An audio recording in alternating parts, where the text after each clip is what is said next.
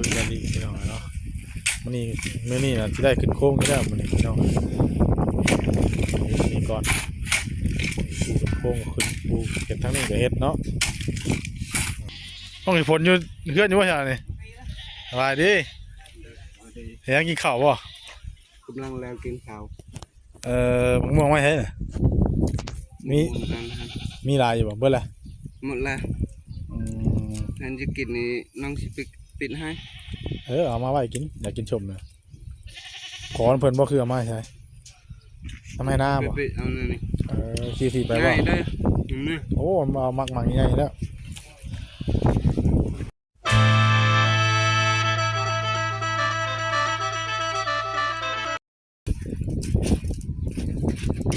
โดยพี่น้องเนาะเอาเปิดภาพมาวันนี้ก็สร้างเพิ่นมาเทคานกลางพี่น้องเนาะเพิ่นมาแต่เช้าเลยพี่น้องเลยคือว่าเพิ่นมาเริ่มเฮ็ดงานแล้วมื้อนี้เนาะขึ้นโค้งนะพุ่นเอาสบายดีและสวัสดีเด้อพ่อแม่พี่น้อง FC หมู่เพื่อนเบิดสู่คนเนาะยินดีต้อนรับเข้าสู่ช่อง YouTube พาวเผย Channel อีกแล้วมื้อนี้พี่น้องเอ้ยพบกันตอนเช้าเนาะลมห้วยพี่น้องเอ้ยกะ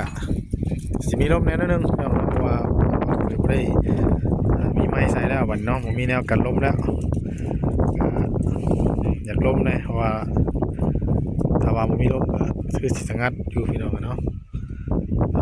สร้างมันมาเทคานตัวนี้แต่ว่าขี้ดอกขี้ดินเพิ่นยังบ่ทันได้มานะว่ามันสิพอดีหรือบ่นี่ใดสร้างเพิ่นก็สิมาขึ้นโค้งหลังคามื้อนี้พี่น้องเอ้ยเนาะติดตามเบิ่งชมกันพี่น้องเอ้ยเป็นยังไงช่างแล้วบ่คานนี่สวัสดีเด้อเนาะสบายดีว่านี่เห็นทั้งไอ้ตุ้ยเพิ่นเอาดินมาเข้านี่อยู่มาเช้าดีเนาะโอ้นี่เทคานจนแล้วแหละพี่น้องเอ้ยมีแต่ขึ้นโค้งมื้อนี้เนาะโค้งหาเฮ็ดห่มก่อน มันมีห่มเลยเนาะ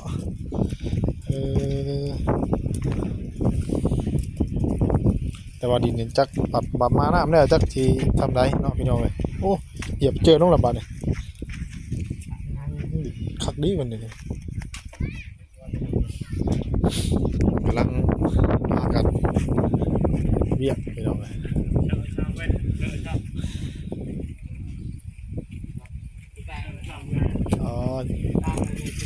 ซาดินตัวนี้ขึ้นเนี่ยจิเทข้ามตัวนี้บ่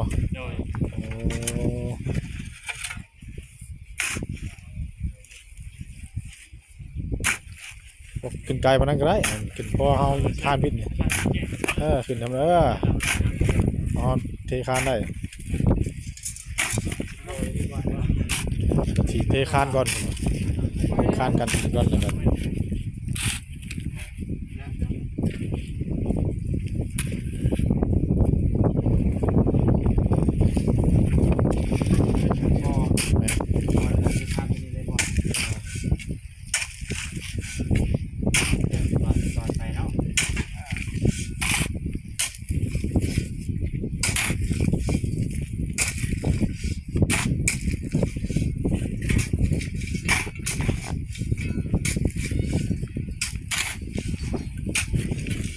มาลุยกันอีกพี่น้องเนาะมื้อนี้นะที่ได้ขึ้นโค้งนี่แล้วมื้อนี้พี่น้องนี่ก่อนปูขึ้นโค้งขึ้นปูเก็บทั้งนี้ก็เฮ็ดเนาะ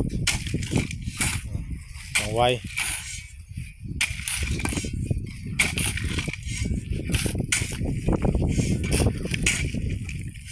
เจ้าของเฮือนไปทางใดบ่ได้สมอสิมีอยู่ มาดีเด้อเนาะมาแทนเนาะ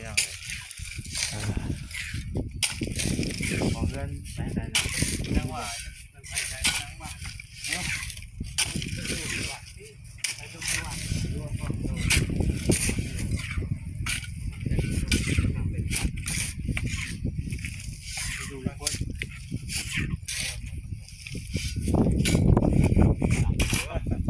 ลมพี่น้องเด็ดเบิ่งสร้างไว้เทือนทางน้องสายพลพี่น้องเนาะ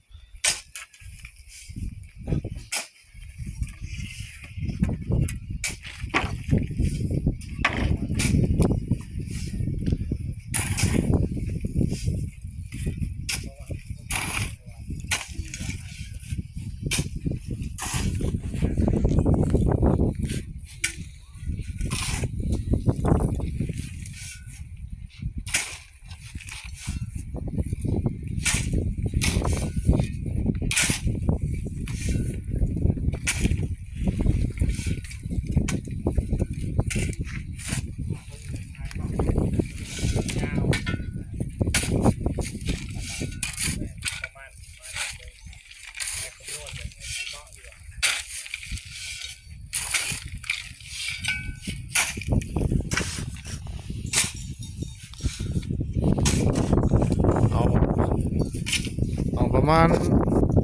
เอาพี่น้องครับกำลังขึ้นไปวัดเป็นโค้งโค้งขึ้นใหญ่แล้วจักนั่นน่ะ50บ่50วันนี้จริงว่าฟ้าทุกคนเนาะ50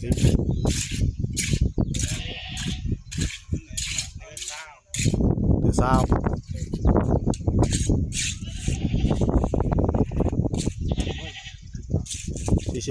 40บ่คือ50เลย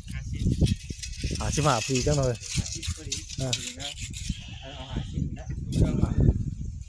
เพื่อไม่อันน่ะเพื่อไม่สิยัวสิยังขึ้นไปหุ่นดีกับพอดีแล้ว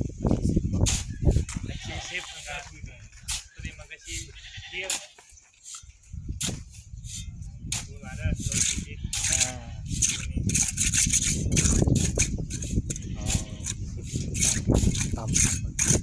50มาแล้วพอดีแล้ว50มาแล้ว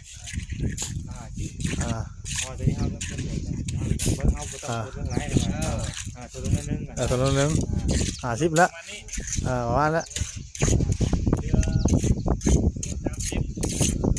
ว่า50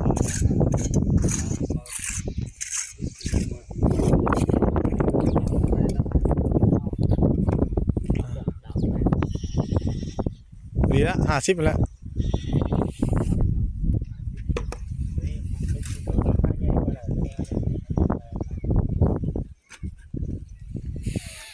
เป็นสีเทคานอยู่มองนี้อีกพี่น้องเนาะ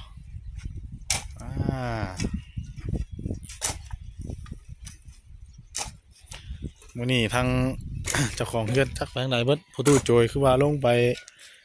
เห็นว่าลงไปร่วมอยู่วัดบ่เนาะพี่น้องเอ้ยไปร่วมอยู่วัดทางน้องสายฝนครับหัวไปซะยาสักแบตช่างยังบ่ที่ใดเนาะ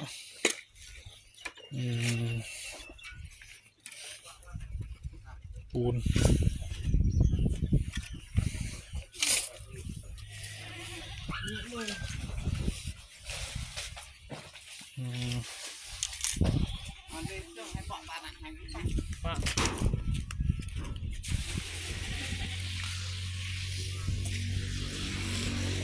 เอ้า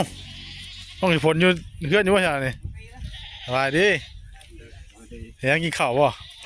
กำลังแล้วกินข้าวมะม่วงไม่ใช่เหรอมีลายอยู่บ่เบิ่ละหมดแล้วนั่นจะกินนี่น้องสิปิดให้เอามาไว้กินอยากกินชมเลยขอเพิ่นบ่คือเอามาใช่ทำไมหน้าบ่เอาเลยนี่ขี่ไปบ่ได้โอ้เอามักใหญ่แล้วกินข้าวอย่างล่ะกินปลาทูวันประตูเพิ่นนั่นแหละว่าขี่ไปแล้วจับของเราเพิ่นมีอยากกินของบ้านนะมาได้จังไปเอากะประมาณช่วงนั้นก่อนเที่ยงก่อนไล่ออกเลยเนาะมาหามาหน่อยนะ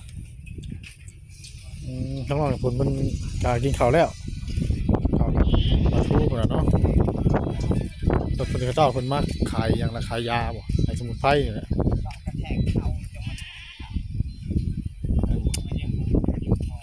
ขายยาขายสมุนไพรคือกรุ๊ปออกมาเยี่ยมซอยเลยเนาะจะสร้างเพิ่น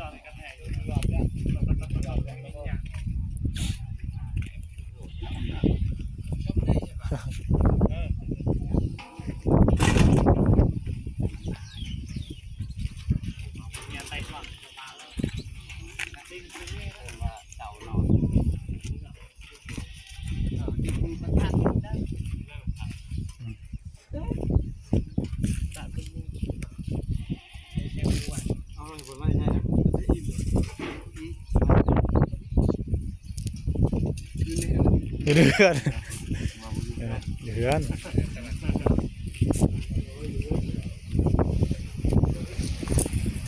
กำลังสีเกียมกอนี่กอคาดตัวนี้แล้วเนาะไผ่ลงไปรูปอยู่วัดโอเคเป็นมีเวียกลงรูปอยู่วัดแป๊บนึงสิครับไหนลงที่ได้จ้ะไปก่อน เดียวก็กลับมา ผู้อยู่เฮ็ดท่าเนาะเฮ็ดนี่ละก่อไปนี่ละไหลเบิ่ง ให้พวก3คนนี่แหละก่อทาน เป็นก่อเป็นก่อไป ก่อใส่ฐาน เอาเจ้าก็ไปกันบ่ ไป ไปร่วมก่อนชุมเนาะ ประชุมสรุปเวียกสรุปงาน สรุปกูอยาก หลังบุญบุญแรกแล้วก็สรุปบัดนี่ แม่น ว่าไล่เท่าไหร่เท่าไหร่ก็ มูลค่าเท่าไหร่ มูลค่าเท่าไหร่พ่อๆกับ แต่ละปีอยู่แล้วเสร็จแล้วล่ะครับสรุปเบิ่ง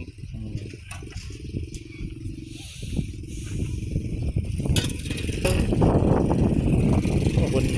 ประตูบนบ่เสียเนาะซับหน้าทำยังเอาลงไปซุ่มอยู่วัดพี่น้องเนาะ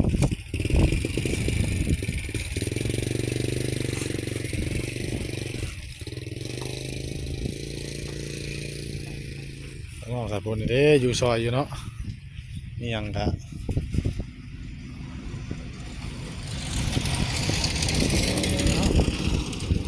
แอนไว้ดี มาแต่อันนี้มันกินแล้วกินก็เนาะ ฮะไม่ไร มันหนาม น้ำอ๋อคนฮดไปได้น่ะฮดเอาบัวนะมันบัวลง มันบ่ลงแล้ว เรียกเพิ่นไปบ่น้ำมันเพิ่นอยู่บ่ เดี๋ยวตัว เพราะเดี๋ยวมันจะฮดได้จะฮดประเทศนี้ก่อนเอาตอนแรงให้แล้วเพิ่นกลับเมื่อยาเฮ็ดเวียกงานเฮาเก็บแล้วก็จังฮดตอนแรงเอาแล้วเจ้าตอนแรงยังไปถามก็ได้แต่ถามแล้วก็นิ่งสายนิ่งหยังมาฮดเลยใบเลยถ้าสิมาฮดตอนนี้มันเพิ่นเฮ็ดเวียกมันสิน่าลำบากมันสิแฉะนะเราต้องมาไว้กันตอนแรกกลางคืนนะครับคือเช้ามามันก็หมั่งน้ำ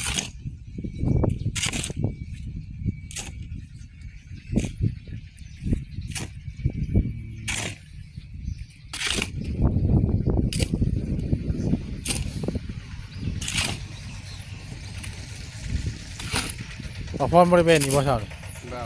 บ่ เป็นมือมาเนาะว่าเพิ่นว่าสิเมื่อบ้านเมื่อคืนนี่ นี่เพิ่นมือบ้านมา ฮะ ไม่เพิ่นมือบ้าน เพราะเมื่อเช้านี่เห็นเพิ่นมาอยู่นะ เมื่อเช้านี้ เข้ามานี่เลยเป็นกายเลยแต่เบิ่งแล้วเพิ่นไปเฮือนน้องเบยพุ่นแล้ว คือว่าบ่ได้มาหยังว่า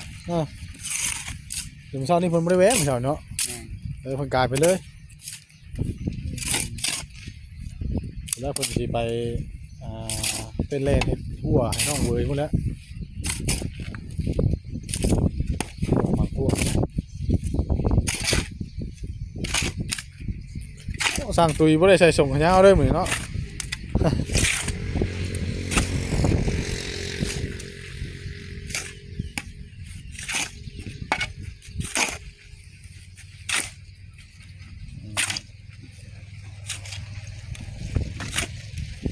ดีก็จะปลูกดี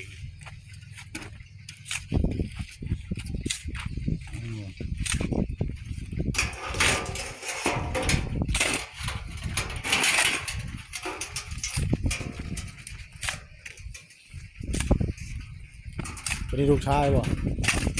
ชาย ลาบ ลูกชายผู้นั้นบ่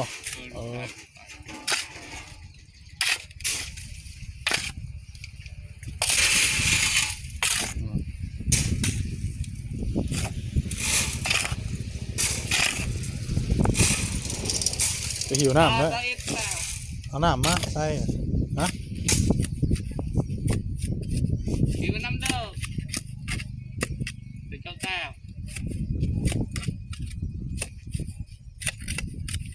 คือเด้อ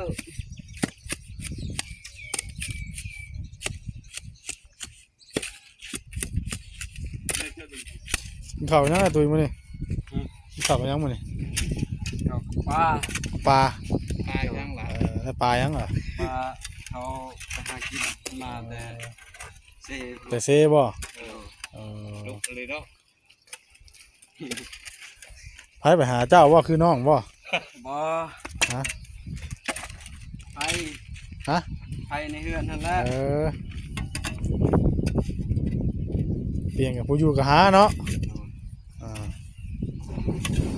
กันพี่น้องเลย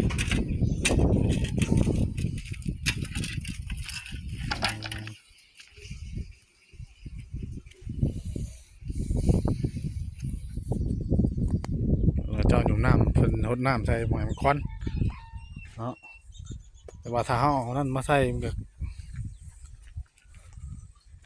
ถ้าเอาน้ำมาฉีดมันสิเปื้อนนะครับพี่น้องเนาะพอดีเพิ่นย่างนี่หดพอดีให้มันบ่ควันจะแน่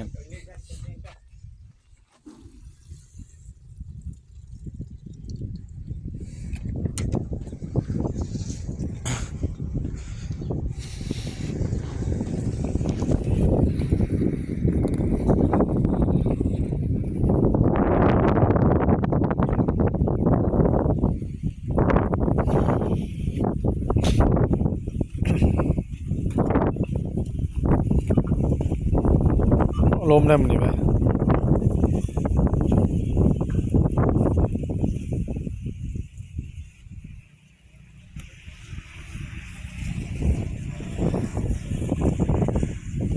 อันนี้ก็จะได้เห็นขึ้นโค้งแล้วล่ะพี่น้องเลยเนาะ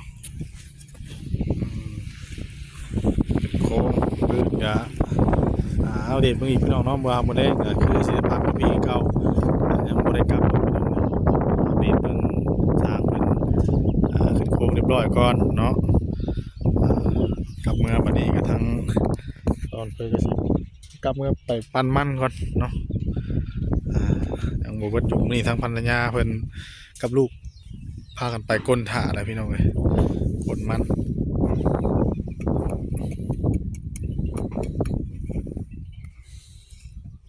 เอาโอเคเด้อพี่น้องเนาะสำหรับคลิปนี้ก็แสดงขอตัวจบคลิปแล้วเนาะบอกพ่ออยู่บอกพ่อกันไหมพี่น้องเนาะผิดพลาดประการใดกับขอโทษขออภัย FC พ่อแม่พี่น้องเบอร์สุขุสุขคนเด้อเนาะขอขอบคุณที่เข้ามาติดตามเป็นกำลังแห่งใจทั้งเราเผยคลิปดีๆเฮ็ดคลิปต่อไปพี่น้องเนาะฝากกดไลค์กดแชร์กดติดตามเป็นกำลังแห่งใจให้เด้อเนาะพี่น้องเนาะเพิ่งเบิ่งมื้อนี้บ่ฮู้ว่าสิได้เข้าไปหาน้องเบยบ่เนาะพี่น้องเนาะเพราะว่าเข้าไปเมื่อวานนี้กับถนนหนทางก็โอ้ยพี่น้องเอ้ยแถวนี้คือสีไข่แน่ถ้าเข้าไปพุ่นน่ะมันเป็นหลุมแบบจกเจ๊กๆนะพี่น้องเนาะเอาติดตามไปแล้วกันพี่น้องเนาะจะได้เข้าไปบ่เนาะพบกันใหม่เด้อพี่น้องเด้อขอข่าวคำว่าสบายดี